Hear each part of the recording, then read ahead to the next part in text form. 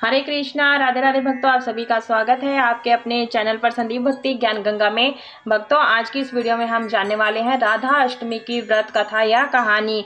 जैसे सभी ने जन्माष्टमी का पर्व किया, व्रत किया, और जब तक हम राधा अष्टमी का व्रत या पूजन नहीं करते हैं तब तक हमारी जो है जन्माष्टमी का व्रत जो है अधूरा माना जाता है। तो देखिए, ये जो भगवान श्री कृष्ण के जन्म के 15 दिन के बाद राधा रानी का भी जन्मदिन मनाया जाता है, जिसे राधाष्टमी के नाम से जाना जाता है। राधा रानी का जन्म भाद्र माह के शुक्ल पक्ष की अष्टमी तिथि को मनाया जाता है। इस दिन देवी राधा के भक्त व्रत रखते हैं और घर और मंदिरों में श्री कृष्ण और राधा जी की पूजा अर्चना करते हैं।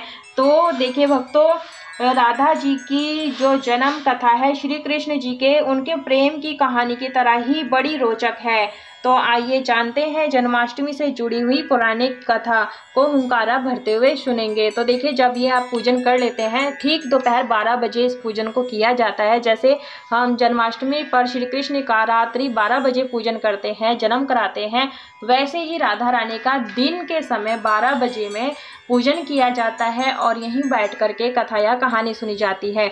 तो पूजन हो जाने के बाद में चौकी के पास बैठ करके आपने कथा सुननी है। कथा सुनने के लिए आपने 1 लोटा जो जल भर करके रखना है चौकी पर। तो हम यहाँ चौकी पर ही रख दे रहे हैं कथा सुनने के लिए।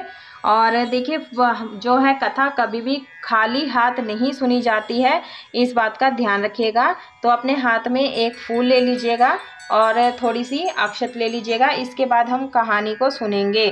तो चलिए देरी ना करते हुए कथा को हम शुरू करते हैं। तो देखिए, राधा माता गोलोक में श्री कृष्ण के साथ रहती थी। एक दफ़ा श्री कृष्ण भगवान को गोलोक में राधा रानी की नज़र नहीं आई। कुछ देर बाद कन्हैया अपनी सखी विराजा के साथ घूमने चले गए। यह बात जब राधा रानी को मालूम हुई तो उन्हें गुस्सा आया और वे तो सीधे कन्हैया के पास पहुंची। वहां पहुंचकर उन्होंने श्री कृष्ण को काफ़ी भला बुरा कहा। राधा रानी का यह रवैया भगवान श्री कृष्ण के प्यारे मित्र सुदामा को बिल्कुल भी अच्छा नहीं लगा। श्री सुदामा ने उसी वक्त बिना कुछ सोचे समझे राधा रानी को पृथ्वी पर जन्म लेने का श्राप दे दिया। राधा को इतने गुस्से में देखकर श्री कृष्ण बोले कि मैंने श्राप तुम्हें मिला है तो देख करके जो है जन्म दिया। राधा को इतने गुस्से में देखकर श्री कृष्ण भगवान सखी विरासा भी नदी के रूप में वहां से चली गई। राधा ने श्री दामा से श्राप पाने के बाद उन्हें राक्षस कुल में पैदा होने का श्राप दिया। राधा जी द्वारा दिए गए श्राप की वजह से ही श्री दामा का जन्म शंखचूड़ दानव के रूप में हुआ। आगे चलकर वही दानव भगवान विष्णु का परम भक्त बना। दूसरी तरफ राधा रानी ने पृथ्वी पर वृषभानु के घर पुत्री के रूप में जन्म लिया। राधा रानी का जन्म पृथ्वी जो है वृषभानु जी के घर तो हुआ, लेकिन उनकी पत्नी देवी कीर्ति के गर्भ से नहीं। दरअसल जिस समय राधा मैया और श्री दामा ने एक दूसरे को श्राप दिया था, तभी भगवान श्री कृष्ण ने कहा था कि राधा आपको वृषभानु और देवी कीर्ति की पुत्री बनकर पृथ्वी पर रहना होगा।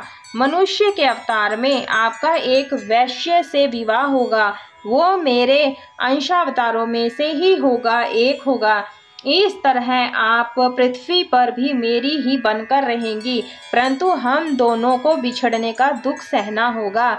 इसके बाद कृष्ण भगवान ने राधा जी को मनुष्य योनि के रूप में जन्म लेने की तैयारी करने के लिए कहा। संसार के सामने वृषभानु की पत्नी गर्भवती हुई। जिस तरह एक बच्चा दुनिया में आता है, ठीक वैसे ही देवी कीर्ति का भी प्रसव हुआ, लेकिन असल में राधा माता का जन्म देवी कीर्ति के गर्भ से नहीं हुआ था। भगवान की माया से उनके गर्भ में वायु भर गई थी। देवी कीर्ति ने उसी वायु को जन्म दिया।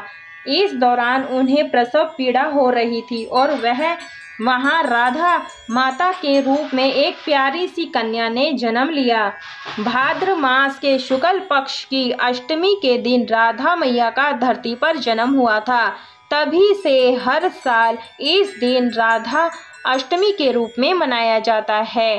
कहानी से सीख मिलती है, क्रोध एक बुराई है, क्रोध का जवाब क्रोध में ही देने से बातें और खराब हो जाती हैं। इसके कारण कई दुविधाओं का सामना करना पड़ता है। बोलिए कृष्ण भगवान की जय, राधा मैया की जय, बोलिए गणपति भगवान की जय। इसके बाद में हमें विनायक जी की कथा सुननी होती है। कथा सुनने के बाद में कथा सुनने के बाद में ये अक्षत और पुष्प हमें थोड़े से जल के लोटे में डाल देना होता है और पुष्प हमें भगवान के चरणों में छोड़ देना होता है। क्षमा प्रार्थना मांग लेंगे और पूजा में रही कोई गलती हो गई हो, कथा में हुंकारा भरते हुए गलती हो गई हो तो क्षमा कीजिएगा।